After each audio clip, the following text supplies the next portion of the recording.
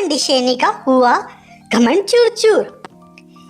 एक शेरनी बड़े ही महलों में रहती है, सोने के सिंहासन पर रहती है, बड़े ही शान और शौकत से रहती है। लेकिन ये क्या हुआ, अब वह तो उसके बहुत बुरे हाल हो गए हैं। वह बहुत ही ज्यादा गरीबों में रहने लगी। वह खाना भी चुरा चुरा के खाने लगी। ऐसा क्या हुआ उसके साथ, आइए जानते हैं। राजकुमारी शेरनी का जो पिताजी होते हैं वह उस जंगल के बहुत ही पावरफुल और धनवान राजा होते हैं। सारा जंगली जानवर अपने राजा को भी बहुत प्यार करता है, क्योंकि वह न केवल जंगल में राज करते बल्कि बाकी जंगली जानवरों की बड़ी रक्षा भी करते हैं। वहीं पे उनकी बेटी धन दौलत में बड़ी हुई बड़े ही बेकार और खराब ख्यालात की होती है। उसे लगता है हाँ, मैं तो इस जंगल की रानी हूँ, सारे जंगली जानवरों को मेरे सामने नतमस्तक होना चाहिए और मेरे भी किसी को भी मेरे आसपास भी नहीं आना चाहिए। और मैं हमेशा शान और शौकत में और बड़े ही पैसे में रहना पसंद करती हूँ। इस तरह से वह हमेशा ही दूसरों को अपने आप से बहुत छोटा समझती है और अपने पिताजी के धन से वह बड़ा ही गुरूर करती है। उसे बहुत घमंड होता है। एक बार वह रात को सो रही होती है अपने सोने के सिंहासन पे। तभी उसके वहाँ पे एक पुजारी आते हैं। वह पुजारी बोलते हैं, अरे बेटी सुनो, मुझे तुम्हें एक बहुत ज़रूरी बात बतानी है। मैंने एक घटना होने वाली है। तुम बहुत शान शौकत में रहती हो अपने पिताजी के, तुम्हारे पिताजी बहुत अच्छे हैं, इसलिए मैं तुम्हें ये बात बताने आया हूँ। तो आगे आने वाला समय तुम्हारे लिए बहुत ही मुश्किल है। आगे आने वाले समय में तुम बहुत गरीब हो जाओगी और तुम्हें लोगों से खाना चुरा चुरा के खाना पड़ेगा। ये होने वाला है बच्ची। तभी वह शेरनी बोलती है, अरे ये दुष्ट, तुमने ये क्या बोल रहे हो, मैं ऐसे गरीबों में रहूंगी? नहीं, ये हो ही नहीं सकता। सिपाहियों, पकड़ लो इसको और जेल में बंद कर लो। मेरे बारे में ऐसा कहने वाला है, ये कैसा है, ये भगाओ इसको यहाँ से। उसके बाद उसके सिपाही उसे जेल में बंद कर देते हैं। लेकिन शेरनी इस चीज को लेकर परेशान हो जाती है। वो सोचती है, अरे ये क्या, मेरे को इस तरह की भविष्यवाणी की है। नहीं, ये नहीं हो सकता। मेरे पिता तो इतने अमीर हैं, मैं हमेशा अमीरी में ही जीऊंगी, कभी गरीब नहीं होंगी। मेरी शान शौकत को कुछ नहीं होना चाहिए, कुछ नहीं होगा। इस तरह से वह हमेशा सोचती रहती है। तभी उसके पिता को कुछ दिन बीतने के बाद ख्याल आता है, अरे मेरी बेटी अब बड़ी हो गई है, इसकी अब शादी करनी चाहिए। तब वह दूसरे जंगल से दो बड़े ही पावरफुल और धनवान दो शेरों को बुलाते हैं। एक शेर होता है लाल कलर का, तो एक होता है पीले कलर का। राजा अपनी बेटी को बुलाता है। वो बोलता है, अरे बेटी, ये दोनों शेर बहुत ही धनवान है और बहुत ही ताकतवर भी है। तुम इसमें से किसी भी एक को पकड़ लो और उससे मैं तुम्हारी शादी कर दूंगा। इसके बाद तुम अपनी जिंदगी इनके साथ बड़े खुशहाल तरह से मनाना। तब ये शेरनी बोलती है, अरे पिताजी, क्या बात कर दी आपने, इन दोनों के साथ मैं शादी करूंगी? इनकी औकात है मेरे से शादी करने की? देखो, एक तो कैसा है लाल कलर का और एक है ये पीले कलर का। ये दोनों मेरे पैरों की नाखून के बराबर भी नहीं है। मैं नहीं कर सकती इनसे शादी, चलो भागो यहाँ से। उसके इस तरह से बेइज्जत करके उन दोनों शेरों को वो वहाँ से भगा देती है। उसके बाद जो शेर राजा होते हैं अपनी बच्ची को लेके बहुत ही परेशान होते हैं। फिर वो सोचते हैं, अरे क्या करूँ, आखिर मेरी बेटी है, इसके लिए एक सबसे धनवान और पावरफुल का ही रास्ता लेके आता हूँ, शायद उसको ये हाँ कर दे। तब वह एक उस जंगल के पास में एक बहुत ही धनवान महल टाइप का एक के पास घर होता है और वह बहुत ही पावरफुल भी होता है और उसके पास बहुत ही धन दौलत होती है। वह राजा होता है राजा कालिया, वह काले कलर का होता है। तब शेर राजा उसे अपने पास बुलाता है और बोलता है, अरे शेर राजा जी, आप बहुत धनवान हैं, आप बहुत शक्तिशाली भी हैं, मैं आपसे आग्रह करता हूँ मेरी बिटिया से शादी कर लीजिए।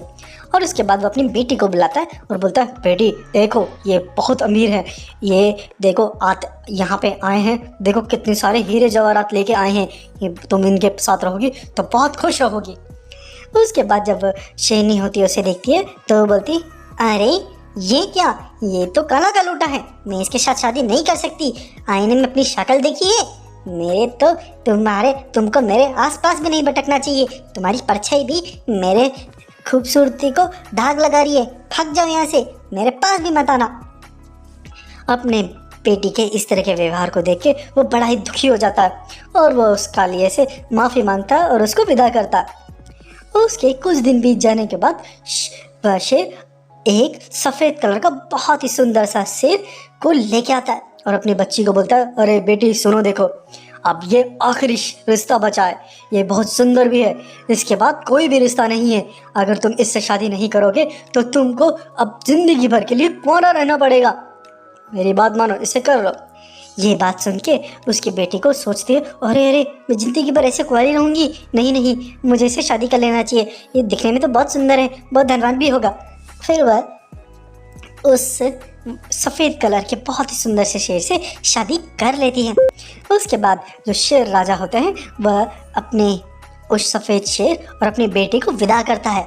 जैसे ही वह उस महल से बाहर निकलते हैं तब वो जो सफ़ेद शेर होता है वो शेरनी को बोलता है, अरे शेरनी सुनो, मुझे तुम्हें कुछ बताना है। मैं एक बहुत गरीब कुम्हार हूँ, मेरा काम बर्तन बनाने का है, अब तुमको भी मेरे साथ वहाँ पे चलना पड़ेगा, मेरे पास कोई धन दौलत नहीं है। जैसे वो बोलती है, शेरनी का तो दिमाग ही खराब हो जाता है। शेर बोलती है, अरे ये क्यों, तुम बहुत गरीब हो, ये क्या, मेरे साथ तो धोखा हुआ, तुमने मुझे पहले क्यों नहीं बताया। तो वह सफ़ेद शेर बोलता है, तुम्हारे पिताजी को मेरे बारे में सब पता है कि मैं क्या हूँ या नहीं हूँ, अब तुम मेरी पत्नी हो, तुम्हें मेरे साथ ही रहना पड़ेगा, मेरे साथ ही चलना पड़ेगा। तब शेरनी बोलती है, नहीं नहीं, मैं अपना ऐशो आराम छोड़ के तुम्हारे साथ नहीं जा सकती। उसके बाद वो वापस जाने लगती है। तब लेकिन उसके पिताजी उसके लिए दरवाज़ा बंद कर देते हैं। वह देखती है कि अरे मेरे पिताजी ने मेरा दरवाज़ा बंद कर दिया, अब मैं क्या करूं, मजबूरी मुझे इसके साथ ही जाना पड़ेगा। तब वह मजबूरी में उस सफ़ेद शेर के साथ चली जाती है। वह जैसे ही जा रही होती तभी रास्ते में एक बहुत बड़ा और बहुत ही सुंदर सा महल नजर आता है। वह शेरनी बोलती है, अरे ये बहुत सुंदर सा महल किसका है। तो वह सफ़ेद शेर बोलता है, अरे ये महल तो काले राजा का है, जो कालिया राजा का है, वह बहुत ही धनवान है। उसके बाद वो सोचती है, अरे ये तो वही राजा है जिसको मैंने मना किया था शादी के लिए, उसको इतना बेइज्जत भी किया था मैंने, हाय राम मैं क्या करूं। उसके बाद वो आगे जाती है। तब एक गुफा के पास बहुत सारे पहरेदार पहरेदारी कर रहे होते हैं।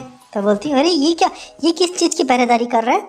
तब वह सफ़ेद शेर बोलता है, अरे इस गुफा पूरा भरा पड़ा है, ये गुफा सोने चांदी और असरफियों से, इसके अंदर वो जो कालिया राजा है उसका सोना वोना रखा हुआ है, ये उसी को ही प्रोटेक्ट कर रहा है। तब शेरनी सोचती है, हाय राम मेरी फूटी किस्मत, मैं उस इतने धनवान और ताकतवर राजा को छोड़ के अब इस कुमार के साथ बन गई, मेरी ज़िंदगी तो ख़राब हो गई। उसके बाद वो आगे जाते हैं। तब वह जब एक झोपड़ी के पास पहुंचते हैं तो वो बोलती है, ये झोपड़ी किसकी है। तब वह शेर बोलता है, ये झोपड़ी मेरी है, मैं ही कुमार हूँ, मेरा काम है बर्तन बनाने का और काम करने का, तुम्हें भी अब काम करना पड़ेगा, तभी जाके खाना मिलेगा, तुम भी काम करो मैं भी काम करूँगा। उसके बाद वो एक जगह जाके मिट्टी लेके आता है और अपनी बीवी को बोलता है, चलो ये मिट्टी के बर्तन बनाओ और इसको जाके मार्केट में बेच के आना। उसके बाद वो जैसे तैसे करके मिट्टी के बर्तन बनाती है और वो मार्केट में जाती है बर्तन बनाने। और जैसे ही वहाँ पे बर्तन बेच रही होती है तभी एक सैनिक आता है और उसके बर्तन को तोड़ देता है और उसको बोलता है, अरे ओ बेवकूफ़, रास्ते में क्या कर रही है, अभी हमारे कालिया राजा का आने का टाइम हुआ है, रास्ते से हट यहाँ से। और फिर वो उसको वहाँ से हटा देता है। उसके बाद 2-3 दिन ऐसे ही बीत जाते हैं। वो भूख के मारे तड़प रही होती है। तब वह देखती है कि एक दुकान पे मांस का टुकड़ा होता है, तो भाग के मांस के टुकड़े को चुरा के जंगल में भाग जाती है और वो मांस का टुकड़ा चोरी करके खाती रहती है। और फिर वह उसे उसी जो पंडित था उसकी बात याद आती है। वो बोलती, अरे उस साधु महात्मा ने बोला था कि मेरा एक ना एक दिन ऐसा आएगा जब मुझे चोरी करके खाना पड़ेगा, मजबूरी में रहना पड़ेगा।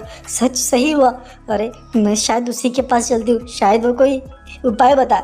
तब वह शेरनी भागी भागी उसी साधु के पास जाती है जो पिंजरे में बंद होता है। तब वह उसे बोलती है, अरे साधु महात्मा जी, आपकी सारी बात सही हो गई, अब मैं बहुत गरीबी में जी रही हूँ। तब वह साधु महात्मा बोलता है, अरे हाँ मैंने देखो तुम्हें आगाह किया था, तुम्हारा आने वाला समय खराब है। तब शेरनी बोलती है, हाँ लेकिन अब मैं क्या करूँ, कोई तो रास्ता होगा। तब वह साधु बोलता है, अरे तुम मेरी पूरी बात सुनी ही नहीं, तुमने मुझे जेल में बंद कर दिया, तुम्हारा बुरा समय तो आया है लेकिन वह टल जाएगा, वो बहुत जल्दी भी ख़त्म हो जाएगा, फिर से तुम धनवान बन जाओगी। तो वह शेरनी बोलती है, सच्ची ऐसा होगा, हाँ हाँ ऐसा होगा। फिर शेरनी उसको उस पिंजरे से आज़ाद करके वापस अपने जो पति होता है, जो कुमार होता है, उसके पास चली जाती है और उसके साथ वो मेहनत करने लग जाती है। उसके बाद कुछ दिन के बाद जो सफ़ेद शेर होता है वो बोलता है, अरे शेरनी सुनो, तुम्हारे लिए ये बर्तन बनाना तुम्हारे लिए बहुत ही मुश्किल वाला काम है। एक काम करता हूँ, मैंने जो पड़ोस का एक राजा है उसके यहाँ पे कुछ काम ढूंढा है, वह तुम्हें कुछ काम देगा, वहाँ पे काम करोगी तो वो बहुत सारा पैसा देगा। तब शेरनी बोलती है, हाँ हाँ ठीक है, मैं करने के लिए तैयार हूँ। उसके बाद शेरनी उस महल में जाती है। वह महल उसी काली राजा का होता है। वह काली राजा को मिलती है तो वह काली राजा बोलता है, अरे ओ शेरनी, तुम यहाँ पे काम करने आई हो? तब वह शेरनी बोलती है, हाँ हाँ मुझे माफ़ करिएगा, मैंने आपका बहुत ही अनादर किया, मुझे माफ़ कर दीजिए, मुझे बस काम चाहिए, आप मुझे काम दीजिए, मैं काम करूँगी और मेहनत से कमाऊँगी और मेहनत से ही रहूँगी। तब कालिया शेर बोलता है, हाँ हाँ तुम्हें मेहनत ही करना चाहिए, तुम जैसी को यही सज़ा होनी चाहिए, तुम्हें अब एक काम करना पड़ेगा, मेरा ये जो पूरा महल है, इस पूरे महल को तुम्हें साफ़ सफाई करनी पड़ेगी। उसके चक्कर में मैं तुम्हें 100 रुपया दिया करूँगा हर डेली के डेली। तो ये काम तुम करोगे तो तुम्हारे लिए बहुत अच्छा काम रहेगा। तब शेरनी बोलती है, हाँ हाँ जो आज्ञा जी, मैं जो काम है वो मैं पूरा करूँगी और पूरी मेहनत से लगन से मैं काम करूँगी। उसके बाद जो कालिया शेर होता है उसे बोलता है, चलो मैं तुम्हें शुरू करने वाला कमरा बता देता हूँ। फिर वो उसे महल में ले जाके एक कमरे के अंदर ले जाता है। उसके अंदर कमरे में ले जाके वो उसे बोलता है, अरे ओ रानी सुनो, तुम्हें इसी कमरे से शुरुआत करनी पड़ेगी, लेकिन शुरुआत करने से पहले मैं तुम्हें एक बात बता देता हूँ। बात यह है कि जो तुमने जब मुझे बेइज्जत किया था तब तुम्हारे पिताजी मुझे बाहर मिलने आए थे। उन्होंने मुझसे माफ़ी मांगी थी और रिक्वेस्ट करी थी। उन्होंने मुझे बोला था, अरे कालिया राजा जी सुनिए, मेरी बेटी को बहुत घमंड हो गया, मुझे आपकी बहुत ज़रूरत है उसका घमंड को ख़त्म करने की। ये मैं सफ़ेद शेर की खाल लेके आया हूँ, आप इसे पहन लीजिए और उसके बाद मेरी बेटी से आप विवाह कर लीजिएगा। लेकिन आपको बहुत गरीबी में रहना पड़ेगा, जब तक वो समझ नहीं आ जाए, उसे सही और गलत की पहचान नहीं हो जाए, तब तक आप उसको गरीबी में ही रखिएगा। तो जो कालिया शेर होता है वह सफ़ेद शेर की खाल पहन के पूरा का पूरा वैसा ही करता है। अब सफ़ेद जो कालिया होता है वो बोलता है कि वह जो सफ़ेद शेर है वो कोई और नहीं, मैं ही था, देखो ये रही वो खाल।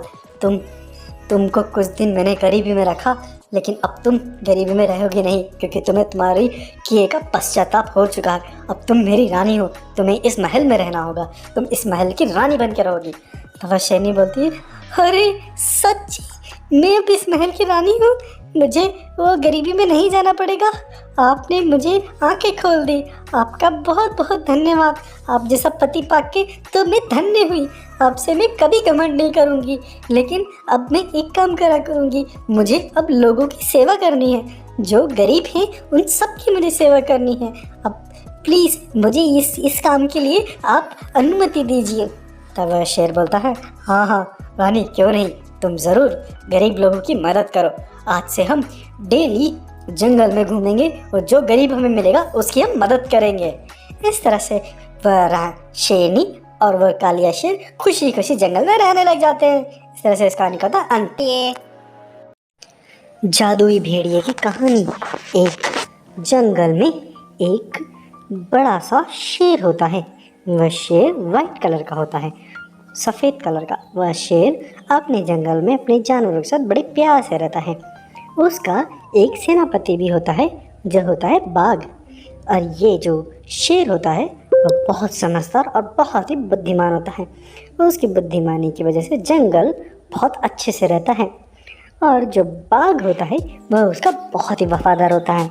और शेर भी अपने बाघ पे बड़ा ही विश्वास करता है। इस तरह से ये जंगल बड़े ही मज़े में और बड़े आराम से चल रहा होता है। वहीं दूसरे जंगल में एक भेड़िया होता है। वह भेड़िया मायावी भेड़िया होता है। उसके पास एक अजीबोगरीब तरह की शक्ति होती है। उसकी शक्ति होती है कि वह किसी भी दूसरे जानवर का रूप धारण कर सकता था। वह जब चाहो कोई सा भी जानवर बन सकता था। वह जिस भी जानवर को देख लेता वह उसका जैसी शक्ल बना लेता था।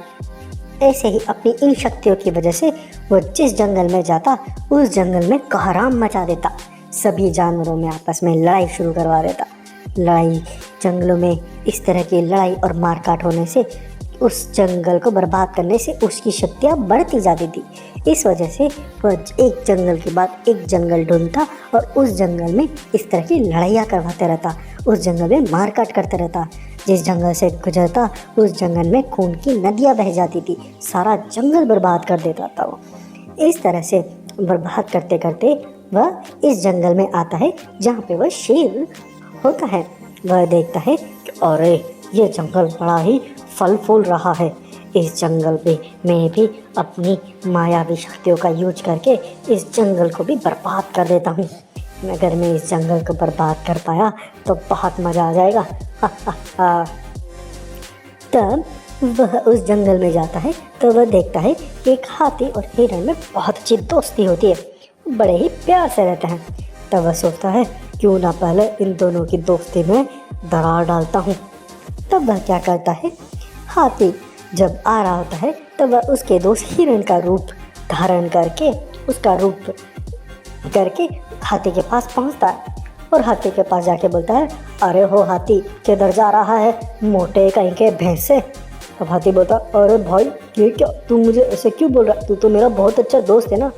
तब हिरण बोलता है अरे क्या दोस्त, तू बड़ा है, मोटा तगड़ा है, तेरी वजह से जंगल में मेरी धौंस जमी हुई है, इसलिए बस मजबूरी में तेरे को मैंने अपना दोस्त बना रखा है, वरना तू मेरे तो पास बैठने लायक भी नहीं है। मोटे तोंदू कहीं के भागे यहाँ से, तेरे को सींग मार के तेरा पेट खाली कर दूंगा अभी मैं। तब उसकी इस बात सुन के हाथी को बहुत दुख होता है। वह बोलता है अरे मेरे दोस्त, तू ऐसा क्यों बोल रहा है, ज़रूर तुझे कोई ना कोई परेशानी या दिक्कत होगी इसलिए तू ऐसा कर रहा है। कोई नहीं, आज से तेरा दिन खराब है, तू आराम कर, मैं बाद में बात करता हूँ। ऐसा कह के हाथी वहाँ से चला जाता है। तब इस भेड़िए को थोड़ा अजीब लगता है, वो बोलता है अरे मैंने इन दोनों के बीच में लड़ाई कराने की कितनी कोशिश करी, लेकिन ये हाथी तो कुछ ही नहीं माना, वह चला गया। लगता है ये जंगल बहुत समझदार है, इसके लिए मुझे कुछ तरकीब सुधारनी पड़ेगी, उस तगड़ा ही काम करना पड़ेगा। इसके लिए सबसे पहले इस जंगल के राजा है, मैं उसी को ही भड़काता हूँ। तब वह जंगल के राजा के बारे में पता करता है। तब उसे पता चलता है कि जंगल के अंदर जो जंगल का सबसे प्रिय जानवर होता है वह होता है बाघ, उसका सेनापति। वह समझ जाता है सेनापति को शेर के खिलाफ और शेर को सेनापति के खिलाफ भड़काना बहुत ज़रूरी है, लेकिन इसके लिए मुझे कुछ बहुत बड़ी युक्ति लगानी पड़ेगी। इसके लिए वह बहुत ही गजब तरह का दिमाग लगाता है। वह क्या करता है, वह शेर राजा के गुफा के अंदर कई तरह के आभूषण और जवाहरात इकट्ठा करके रख देता है। जब शेर राजा नहीं होता है तब वह शेर का रूप धारण करके बाघ के पास जाता है और बाघ को बोलता है अरे ओ बाघ सुनो, तुम मेरे बहुत अच्छे सेनापति हो, तुम एक काम करो, तुम मेरी गुफा की निगरानी रखना, मैं थोड़ा घूम के आ रहा हूँ, याद रहे मेरी गुफा में कोई ना जा सके, मेरी गुफा बहुत इम्पोर्टेंट है, समझ गए ना। ऐसा बोल के बाघ को वह वहाँ से चला जाता है। तब बाघ वैसा ही करता है, गुफा की बड़ी निगरानी रखता है। तभी वहाँ पे वह जो भेड़िया होता है वह लोमड़ी का रूप धारण करके आता है। वो बोलता है अरे बाघ जी, ये क्या, आप शेर राजा की गुफा में यहाँ पे पहरेदारी क्यों कर रहे हो। तो बाघ बोलता है अरे मुझे शेर राजा ने बोला यहाँ पे पहरेदारी करने के लिए। तब बोलता है अरे मैं क्या बताऊँ आपको, मुझे लग रहा है हमारे शेर राजा जी कुछ गलत काम कर रहे हैं। मैंने देखा उन्होंने हमारे जो मेरा पड़ोसी है हाथी, उसके घर के आभूषण लेके आए थे, मुझे लगा कि कुछ ना कुछ गड़बड़ है, वो जरूर उन्होंने अपनी गुफा में रखा होगा, जाके देखिए ना। तब बाघ बोलता है नहीं नहीं, हमारे राजा ऐसा बिल्कुल नहीं कर सकते, तुम झूठ बोल रहे हो। तब वह बाघ को मना के शेर की गुफा में क्या अंदर ले जाता है। तब शेर की गुफा में वो आभूषण और जेवरात देख के बाघ का तो दिमाग ही घूम जाता है। वह सोचता है अरे ये क्या, हमारे शेर राजा जी ऐसा कर सकते हैं, नहीं नहीं ऐसा नहीं हो सकता, कुछ तो गड़बड़ है। इस तरह से बाघ के मन के अंदर ये इस तरह के शक के बीच ढाल ही देता है। फिर अगले दिन सेम चीज़ वह शेर के साथ करता है। वह बाघ का रूप धारण करके शेर के पास जाता है और बोलता है, शेर राजा जी, शेर राजा जी, मुझे कहीं काम से जाना है, क्या आप मेरे जो घर है उसका थोड़ा सा एक दो बार जाके आ जाएंगे ताकि वहाँ पे कुछ दिक्कत ना हो। तो शेर भी बोलता है, अरे कोई नहीं, तो मेरा बहुत अच्छा सेनापति है, मैं ऐसा ही करूँगा। और शेर भी उसके घर के पास वहाँ पे चला जाता है, वहाँ पे उसकी निगरानी करने लग जाता है। तभी ये फिर से वो लोमड़ी का रूप धारण करके उसके पास आके बोलता है, सेम स्टोरी बोलता है कि हाथी राजा के जेवर जेवरात चोरी हो गए हैं और वह बाघ को देखा था चोरी करते हुए, तो जरूर वह जेवरात इसके अंदर होंगे। तब शेर को मना के वो लोमड़ी घर के अंदर लेके जाता है तो देखता है कि उसे वही मिलते हैं। तब शेर को भी बहुत दुख होता है, वो बोलता है कि नहीं, ऐसा कैसे हो सकता, नहीं हो सकता। इस तरह से शेर को भी बहुत गुस्सा आता है बाघ पे और बाघ को भी शेर पे बहुत गुस्सा आता है। इस तरह से उन दोनों के बीच में इस तरह का शक का बीज बो के वह उन दोनों को लड़ाने की पूरी तैयारी कर लेता है। फिर अगले दिन क्या होता है, अगले दिन जब शेर और बाघ आमने सामने होते हैं तो वह जो भेड़िया होता है वो वहाँ पे आ जाता है और वह देखता है आज तो ये दोनों अपने आप को मार ही देंगे, ख़त्म कर डालेंगे, बहुत मज़ा आएगा। जैसे ही शेर और बाघ आपस में लड़ाई करने वाले होते हैं तभी क्या होता है, अचानक से बाघ छलांग मार के उस भेड़िए को ही पंजों के नीचे दबा देता है और शेर भी उसकी गुद्दी वहीं पे ही दबा देता है। उसके बाद शेर और बाघ बोलता है, अरे बेवकूफ़ भेड़िए, तूने क्या सोचा था, तू हम दोनों को बेवकूफ़ बना के हम दोनों को आपस में लड़ाएगा, तू जानता नहीं हम तेरे से बहुत ज़्यादा समझदार है, मेरा बाघ ऐसा कर ही नहीं सकता, मुझे पूरा विश्वास है उस पर। और बाघ ने बोला, मुझे अपने राजा पे भी बहुत अच्छा विश्वास है, वो ऐसा कर ही नहीं सकते थे। हमने रात को जब तूने हमको ये बोल के गया तब हमने तुम्हारा पीछा किया और हमने देखा तूने बागे जाके रूप बदल लिया, अपना भेड़िए के रूप में आ गया था। हम समझ गए थे तू हमें ऐसा फंसाने की कोशिश कर रखा है, लेकिन हम तेरे को इस तरह से रंगे हाथों पकड़ना चाहते थे। अब हमने तेरे को पकड़ लिया, अब तेरे को हम छोड़ेंगे नहीं। तभी वह जो भेड़िया होता है वह दैत्यकारी राक्षस का रूप धारण कर लेता है। वो बोलता है, अच्छा तुम पहले ऐसे जानवर हो जिन्होंने मेरे को इस तरह से पकड़ा है, लेकिन कोई बात नहीं, मैं तुम लोगों को बेवकूफ़ बना के लड़ा नहीं सका, तुम लोगों को मैं अपनी शक्तियों से मार दूंगा, तुम लोगों को मैं अभी ख़त्म कर दूंगा। उसके बाद वह जंगल में कोहराम शुरू कर देता है, जंगल में चारों तरफ आग लगा देता है और बाघ और शेर पर अटैक करता है। लेकिन शेर और बाघ उनकी दोस्ती और उनकी समझदारी की वजह से वह उस भेड़िए को, जो बड़ा सा राक्षस बना होता है, उस पर चारों तरफ से अटैक करते हैं और उसको घायल कर देते हैं। उसको इतनी जगह पे चोट लगाते हैं कि उसका तो बहुत सारा खून निकल जाता है। इतना सारा खून निकलने की वजह से वो भेड़िया वहीं पे ही मर जाता है। और इस तरह से शेर और बाघ अपनी दोस्ती और अपनी वफादारी की वजह से इस जंगल को उस जादुई भेड़िए से बचा पाते हैं। इस तरह से कहानी का था अंत। टाइप करिए।